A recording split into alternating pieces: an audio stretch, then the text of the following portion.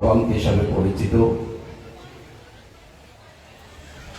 পরম শ্রদ্ধেয় মহাসংগণিক গ্রন্থের চরণ তলে সশ্রদ্ধে বন্দনা করছি।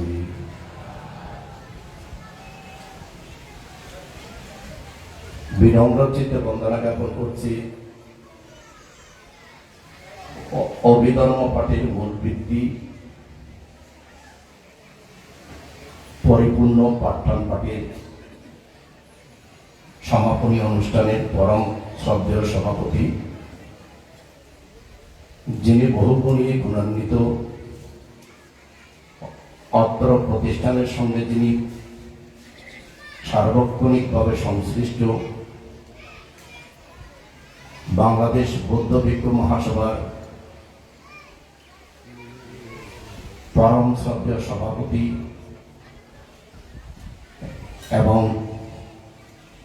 অনেক অভিধায় ভূষিত আমার পরম কল্যাণ মিত্র মহাতের মন্ত্রের চরণ ধরে সশ্রদ্ধে বন্দনা করছি।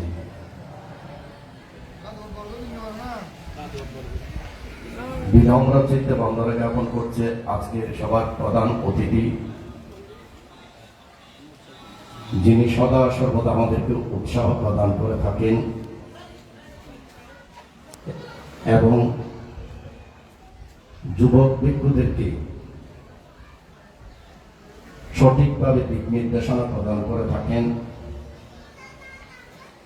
আমার পরম হিতৈষী মহাতের মন্ত্রের চরণ তলে সশ্রদ্ধে বন্দনা জ্ঞাপন করছি।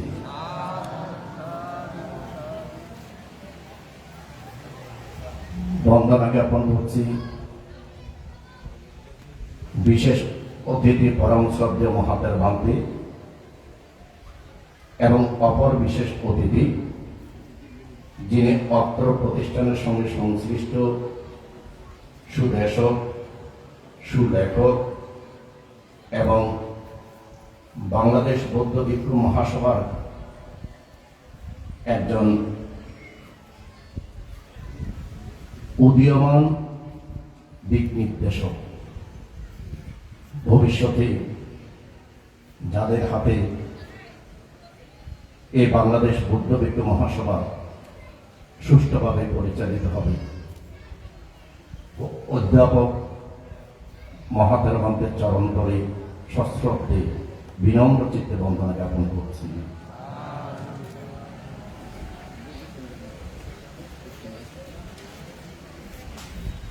এবং যারা 8 দিন যাবৎ পাঠদান পাঠ করেছেন এবং পাঠদান পাঠের আয়োজক, আপনাদেরই অভিভাবক, যিনি সুন্দর পরিচালনার মাধ্যমে বড়বান্তের প্রতিটি প্রতিষ্ঠানকে দিনকে দিন উজ্জ্বল থেকে উজ্জ্বলতর করছেন। সুমিত্রানন্দ তেরা সহ আমার অনুজ ভিক্ষু যারা উপস্থিত আছেন, সকলকে মৈত্রীর বন্দনা আবদ্ধ করছি। ধর্মরাজ বুদ্ধের ধর্মের আলোকে নিজেরা আলোকিত হন, জ্ঞাতিগণকে আলোকিত করতে সক্ষম হন, বৌদ্ধ শাসনকে আলোকিত করতে সক্ষম হন, এইরূপ মৈত্রী প্রদান করছি। সম্মানিত পুণ্যার্থীগণ, যাদের উপস্থিতি হচ্ছে এই অনুষ্ঠানের প্রাণ, আপনাদেরকে দান করছে আমার অতীত জন্ম জন্মান্তর সহ বর্তমান জন্মে দানময়, শিলাময়, ভাবনাময় পুণ্যরাশি নির্বাণাচ্ছা পাচ্ছায় হতো সমস্ত পুণ্যরাশি আপনাদের নির্বাণ প্রাপ্তির হেতু।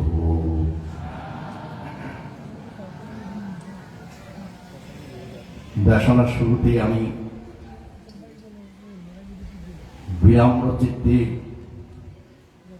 বন্দনা জ্ঞাপন করছি যার নিকট থেকে ধর্ম শিক্ষা গ্রহণ করেছি, যার আদর্শে আমি ধীরে ধীরে পাইয়া চাকা হয়ে উঠেছি, আমার পরম কল্যাণ মিত্র, যিনি শীল সমাধি প্রজ্ঞার গুণ প্রভাবে 223 দিন যার পবিত্র দেহ সুরক্ষিত রয়েছে, ধর্মপিতা গুরুবন্তের চরণতলে সশ্রদ্ধে বন্দনা করছি।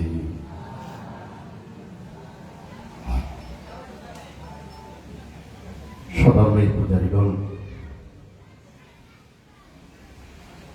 27তম মহাপ্রয়াণ দিবস।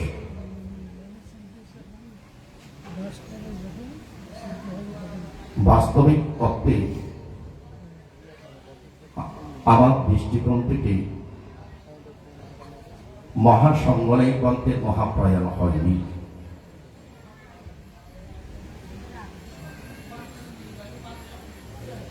মহাসংগণিক গ্রন্থে মৃত্যুবরণ করেননি। এই চক্রবালের মধ্যে এমন কিছু সত্তাগণ আছেন যারা পরের কল্যাণে নিজকে বিলিয়ে দিয়ে কেউ সম্যক সম্বুদ্ধ হওয়ার জন্য, কেউ অগ্রশ্রাবক হওয়ার জন্য, কেউ মহাশ্রাবক হওয়ার জন্য, কেউ উপাধিপ্রাপ্ত অর্হত হওয়ার জন্য পারমি পূরণ করছেন। সেই রকম এক পারমিদান মহাপুণ্যবান সত্য হচ্ছেন মহাসংগণিক গ্রন্থে। যেহেতু পারমি পূরণ করার জন্য জন্মগ্রহণ করেছেন, সেহেতু পারমি পূরণের জন্য সকলের কল্যাণে, বৌদ্ধ শাসনের রক্ষা, সেবা, উন্নতির জন্য নিজকে বিলিয়ে দিয়েছেন আমাদের সকলের পূজনীয় মহাসংগণের গ্রন্থে। যতদিন পর্যন্ত তিনি অভীষ্ট লক্ষ্যে পৌঁছাতে সক্ষম হবেন না, ততদিন পর্যন্ত তিনি এই চক্রবালের মধ্যেই পারমি পূরণ করবেন। যেমন বোধিসত্ত্বগণ পারমি পূরণ করেন, যেমন অগ্রশ্রাবক, মহাশ্রাবক, উপাধিপ্রাপ্ত অরহতগণ পারমি পূরণ করেন, নিশ্চয়ই আমাদের বড়বান্তেও যেহেতু সবার কল্যাণে নিজকে বিলিয়ে দিয়েছেন, সেহেতু পারমি পূরণের জন্য তিনি এই বৃহত্তর কুয়ারাপাড়া গ্রামে জন্মগ্রহণ করলেও এবং নির্দিষ্ট সময়ব্যাপী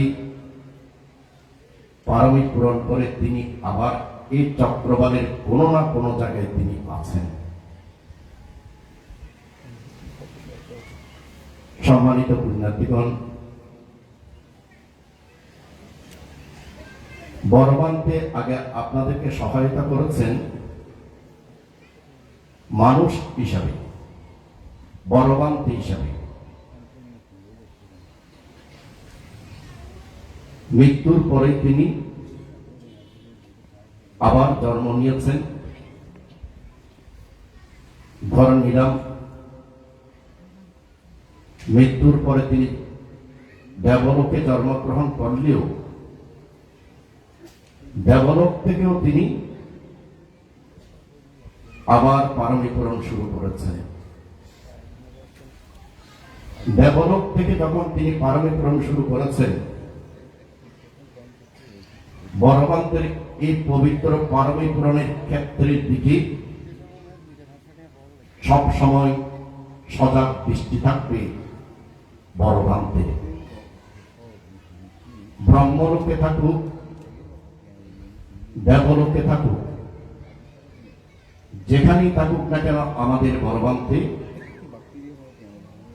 নিশ্চিত পারমি পূরণ করছেন। পারমি পূরণকারী মহাসত্যগণ সকলের কল্যাণী, শাসনের কল্যাণী, পরের কল্যাণী সদা সর্বদা নিয়োজিত থাকে। যেমন আমাদের অনাগত আর্যমিত্র বুদ্ধ দেবলোকের মধ্যে বর্তমানে অজিতা দেবপুত্র হিসাবে তিনি অবস্থান করছেন এবং পরবর্তীতে তিনি আর্যমিত্র সম্যক সম্বুদ্ধ হবেন। ঠিক অনুরূপভাবে আমাদের বড়বান্তেও নিশ্চয়ই পরমী পূরণকারী মহাসত্য। যেহেতু অত্তরহারাপাড়া গ্রাম বড়বান্তের প্রতিষ্ঠানগুলো বড়বান্তের পারমী পূরণের ক্ষেত্র, সেহেতু তিনি ব্রহ্মলোকে থাকুক দেবলোকে থাকুক এই প্রতিষ্ঠানের প্রতি বড়বান্তের দৃষ্টি আছে এবং থাকবে। তবে বড়বান্তের সেই মৈত্রী আশীর্বাদ পেতে হলে আমাদের কিছু করণীয় আছে। বড়বান্তে যেভাবে ন্যাক্কাম্মা পারমী পূরণের মাধ্যমে দুর্লভ প্রবর্জিত জীবন লাভ করে সেই সমাধি প্রজ্ঞার আলোকে নিজকে আলোকিত করেছেন, শাসনের কল্যাণে পরের কল্যাণে নিয়োজিত ছিলেন। ঠিক আমরাও যদি শীল সমাধি প্রজ্ঞাত ধর্মকে আচরণ করি, আমরাও যদি বৌদ্ধ শাসনের সুরক্ষার জন্য এই প্রতিষ্ঠানগুলোকে সুরক্ষিত করতে চাই, আমরাও যদি পরের কল্যাণে নিয়োজিত থাকি, আমরাও যদি সধর্ম সেবায় নিয়োজিত থাকি, বড়বান্তে নিশ্চিত আমাদের মধ্যে জীবন্ত অবস্থায় তিনি বিরাজ করছেন। কারণ বড়বান্তের কাজের সঙ্গে আমাদের কাজের সঙ্গতি আছে। ঠিক সেই সঙ্গতিরই একটা বড় মহা আয়োজন হয়ে গেল অভিধর্ম পাঠের মূল ভিত্তি পাঠ্যান পাঠ। পাঠ্যান পাঠ মানে কি? বৌদ্ধ শাসন কি রক্ষা করা। বৌদ্ধ শাসন যখন বিলুপ্তি হবে, সর্বপ্রথম বিলুপ্তি দেখা দেবে অভিধর্মে, এবং অভিধর্মের মধ্যে আবার সর্বপ্রথম বিলুপ্তি দেখা দেবে পাঠ্যানের। তাই যখন কোন স্থানে পাঠ্যান পাঠ আয়োজন হয়, বৌদ্ধ শাসনের শ্রীবৃদ্ধি দিনকে দিন বৃদ্ধি প্রাপ্ত হয়।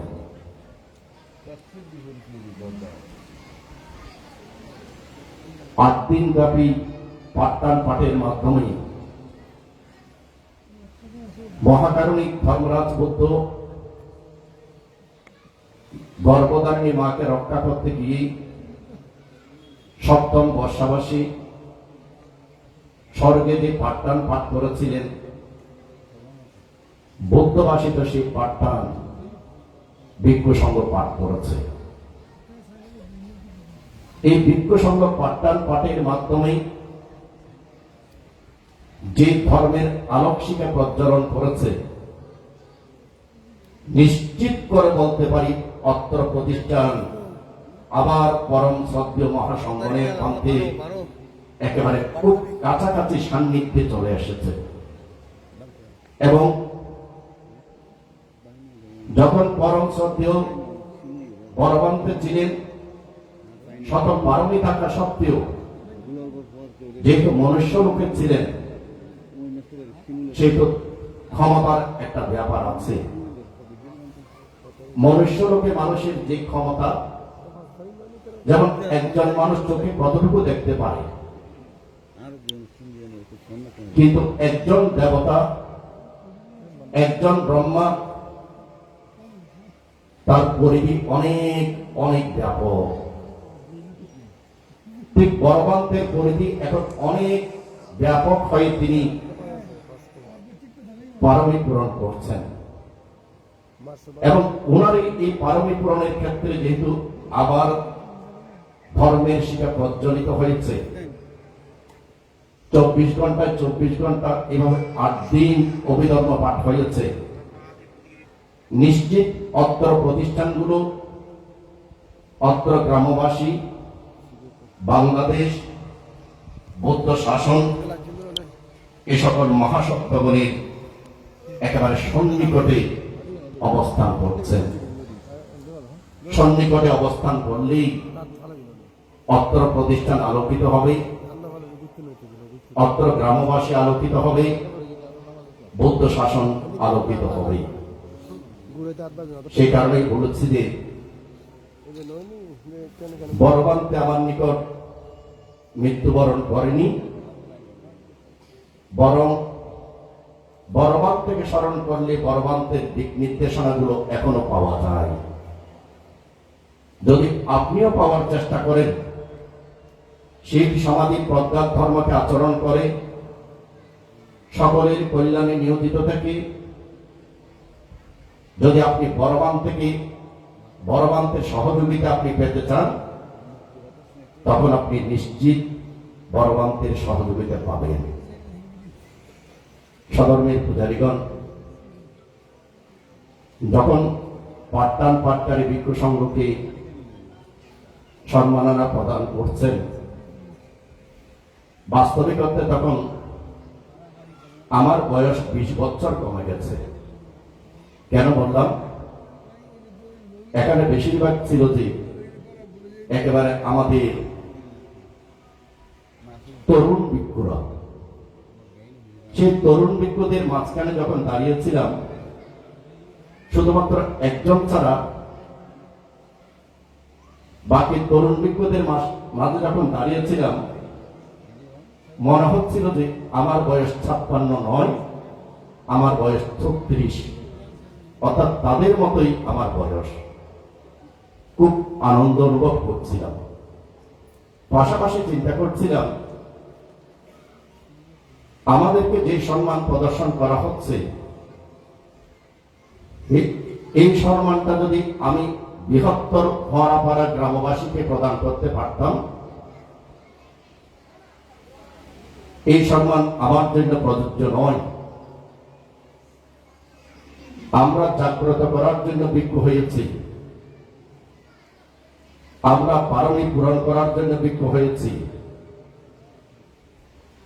আমরা তৃষ্ণাকে ক্ষয় করার জন্য ভিক্ষু হয়েছি। আপনারা যে জেগেছেন, এটাই হচ্ছে সবচেয়ে বড় পাওনা। তাই দাঁড়িয়ে চিন্তা করছিলাম, এই বৃহত্তর মরাপাড়া গ্রামবাসীকে যদি এভাবে সম্বর্ধনা দিতে পারতাম, নিজে খুবই আনন্দিত হতাম। সম্মানিত পুণ্যার্থীগণ, এই 8 দিন ব্যাপী পাঠদান পাঠের এত সফলতা কেন? সফলতার কারণ একটাই,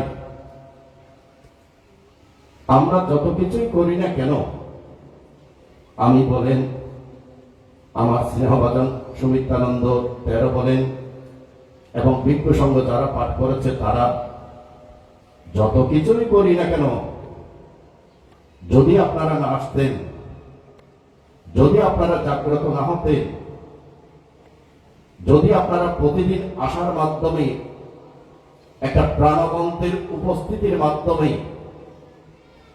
এই পাঠদান পাঠকে উজ্জীবিত না করতেন, তাহলে কিন্তু এই সফলতা হতো না। সুতরাং 8 দিন ব্যাপী এই অনুষ্ঠানের সফলতার মূল নায়ক হচ্ছেন আপনারা। আপনাদেরকে মনে করবেন না আমি শুধু শুধু বলছি, একটু চিন্তা করে দেখেন, ধরুন আমরা ভিক্ষু সংঘগণ পাঠ করছি, কোনো মানুষ নেই, তখন কি সফলতা হতো? কিন্তু আমি দেখেছি আপনাদের উপস্থিতি, আমি দেখেছি আপনাদের স্বতঃস্ফূর্ত অংশগ্রহণ, আমি দেখেছি আপনাদের পাঠদান পাঠের এই অনুষ্ঠানকে নিয়ে আপনাদের মনের মধ্যে আনন্দের জোয়ার। এই কারণেই এই সফলতা। তাই সফলতার জন্য আপনাদেরকে আমি উত্তরীয় দানের মাধ্যমে সংবর্ধনা প্রদান করতে না পারলেও বর্তমানে 223 দিন অবিরত অভিধর্ম পাঠের আমার যে পুণ্য রাশি, সেই পুণ্য রাশি দানের মাধ্যমে এবং এই 8 দিন এই আয়োজনে নিজকে সম্পৃক্ত করে যে পুণ্য সম্পদ আমি লাভ করেছি, সেই পুণ্য সম্পদ আপনাদেরকে দানের মাধ্যমে আমি অভিনন্দন জ্ঞাপন করলাম।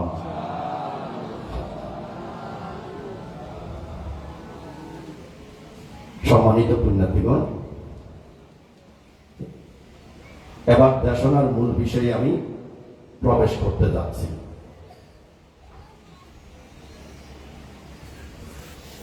পরম শ্রদ্ধেয় মহাসংঘনায়ক বান্তে এত সফল কেন, সেটা আমাদেরকে চিন্তা করতে হবে। আমাদেরকে চিন্তা করতে হবে, ভগবান বুদ্ধ মহাপরিনির্বাণ লাভ করেছেন 2563 বছর আগে। 2563 বছর পরও ভগবান বুদ্ধ সকল সত্যগণের নিকট রক্ষাকারী কেন? বুদ্ধির স্মরণে সকল ভয় উপদ্রব বিনাশ হয় কেন? ভালো করে শুনবেন, নিশ্চয় কোন দিক নির্দেশনা থাকবে। দেশনা মানি হচ্ছে আপনাকে আলোর পথ প্রদর্শন করা। ভগবান বুদ্ধের পরে সারিপুত্র স্থবির, মোগরায়ণ স্থবির, মহাকাশ্যপ স্থবির, অনুরুদ্ধ স্থবির, এই সকল মহাস্থবিরগণ 2563 বছর পরও সবার নিকট পূজনীয় কেন? কেন তাদেরকে স্মরণ করলে সর্বপ্রকারের ভয় উপদ্রব অন্তরায় বিনাশ হয়? সেই আগের জায়গাতে আসছি। পরম শ্রদ্ধেয় বড়বান্তে কেন এত স্মরণীয়, বরণীয়? যদি তার উত্তর দিতে হয়, মহাকারণিক ধর্মরাজ বুদ্ধির